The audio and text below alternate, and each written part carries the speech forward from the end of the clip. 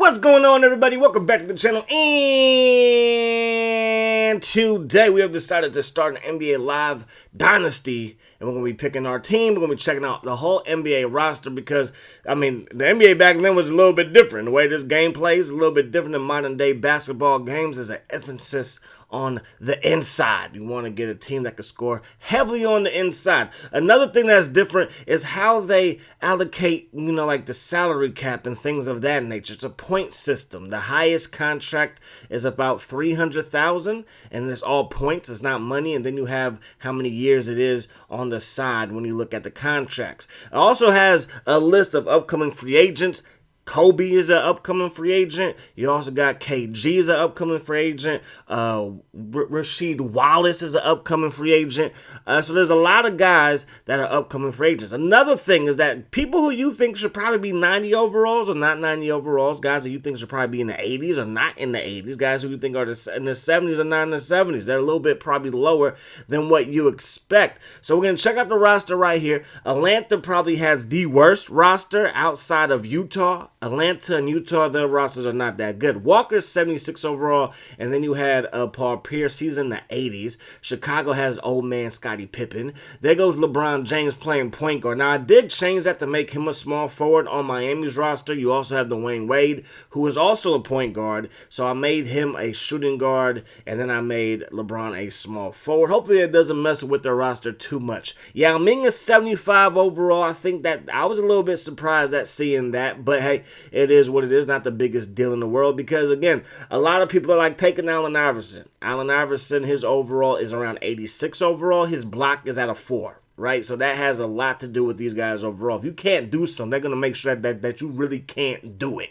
And that's kind of just the way that it is. So the team that I was looking for was a team that already had a superstar because rookies, a lot of the rookies that come into this game are like 40 overall. And that's not a big deal because one of the first round picks, one of the highest picks in the draft before this game came out with LeBron James, Carmelo, and who else? Chris Paul, I believe, was in that draft. Was Chris Paul? No, not Chris Paul. Who am I thinking of? Dwayne Wade, Carmelo, LeBron James, and Chris Bosh. That's the Chris I'm thinking of. Chris Bosh's overall is in the 40s, but the guy can ball because he is good at what he's good at. He's quick and he can finish inside. So we will be taking the Raptors that have the young Chris Bosh, and we have Vince Carter before everything went down south. Obviously, their record from the year past was not that good. They only won about 24 games, so that sucks for them. We're going to try to turn things around by improving the roster through training camp. So this is how much time we're going to allocate to each thing, to shooting,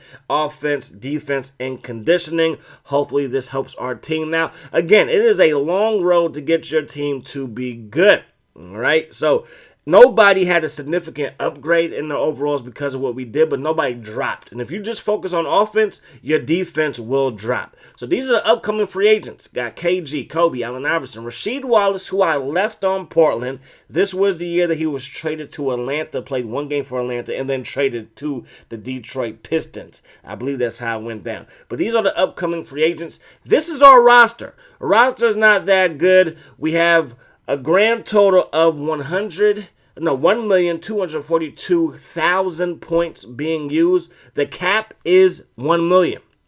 We're at 1.2. So I want to try to lower that so that we can get active in free agency, and hopefully we can do that. One contract that stood out to me was Davis, 68 overall center. He's like kind of just below a Yao Ming, but he's not he's not an offensive guy, and I kind of want offense.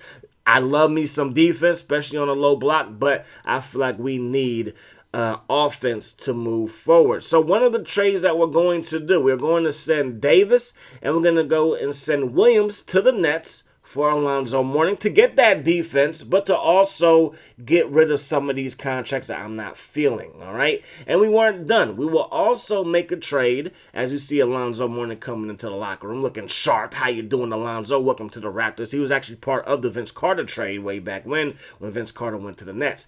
And we're going to trade Peterson, and we're going to, I believe, add Murray to the deal, and then we're going to get Tony Parker and Hedo Turkoglu of the Spurs. Their contract's a little bit more favorable. So now we have some money or some points under the cap, and I think that this is going to work out well for us. So our first game, ironically enough, is versus the New Jersey Nets. So we're going to kick things off in the second half, and we're going to get busy with Vince Carter. It is a close game. The Nets, I believe they just went to the NBA Finals, right? So they are one of the best teams, if not the best team in the East. And we're looking to make our mark here with a win. That will be a good look. We're going to see Chris Bosh thread the needle to Vince Carter, and Vince Carter's going to dunk that thing home. And now Kittles is in an awkward position on his butt in the front court, but he gets it skip pass style to Jason Kidd, who scores over Tony Parker. I'm like, how did we allow that to happen? And Chris Bosh going to drop it off, and he's really going to drop it off. His shooting, not that great. Inside scoring, though, A1, and he's quicker than a lot of the guys that are going to be covering him. So Turkoglu to Carter. Carter, I believe he had a foot on the line, but he knocks down the deep two. So 43-42 is the score. We get the ball inside Alonzo Mourning to Bosh, and there you go. Kenyon Martin is probably better than Bosh at this rate or at this time, but however, he's not as quick. So Vince Carter trying to take it coast to coast, drops it off to Parker to Bosh with the hop step, and then that doesn't go our way. We hit underneath the rim. That's not what we're trying to do. And then Kenyon Martin comes down. He gets the 2 points in the foul, and the end one is good, and the Nets are showing why they are the better team. However, though, we ain't messing around. Tony Parker in the lane, nice spin move back out to Vince Carter. The deep three is good. Okay, Vince Carter, Mr. Do-It-All, can dunk on you and shoot the J. So we're down by 2, 3 seconds on the clock, trying to find my way open. Nice little linger by Tony Parker, and it goes, but was it before the buzzer? And it was before the buzzer. So excellent, absolutely phenomenal what we're doing right here. So Jason Kidd, coast to coast, basically got the outlet pass and then takes it all the way to the rim. We were lacking in defense, down by 1. Turkoglu, he's going to knock that one home, and that is going to give us the lead, 56-55 now. Jefferson, he has the ball left side of the court. The Nets are going to force it inside to Davis. Davis versus Mourning, and I guess I should have kept Davis because Mourning, you trash. He's not trash. That was just a bad play. 59-57. The Nets are down by 2 again, and they tie it up. Kenyon Martin getting busy in the second half, just like he did in the first half, and they go zone. Power dribble, out the way, look out below. Alonzo Mourning. So we're up by 1, 62-63. Kittles with the 3. He's going to get that one to fall, and now New Jersey is up by 2. So we got to get this one inside to who? The man, the myth, the legend, Chris Bosh. 44 overall, absolute beast. Okay, do not let the overall fool you in this game. If somebody is elite at something, they're elite at that thing. Chris Bosh, again, inside scoring. Not necessarily elite, as he gets the foul right there. He fouls Jefferson, and the N1 will be good. But he has elite quickness for a 4. You know what I mean? And yeah, so if we can get KG, because KG in live on the PS2 in their heyday, you can play KG at the 3. So I'm thinking I can play Chris Bosh at the 3. He can't shoot like that. KG can shoot. So I'm just thinking ahead. What if we can get Vince Carter, Chris Bosh, Tony Parker, and KG on the roster? That would be crazy. Vince Carter, KG, Bosh, and Parker. I mean, that might be a pretty good roster. So we got a foul because we're losing, right? We're losing. So you got the foul. That's what is in the playbook. That is what is in the manual. So we're down by 3. Vince Carter has it. 10 seconds on the clock. We get a nice little screen, and we get the foul.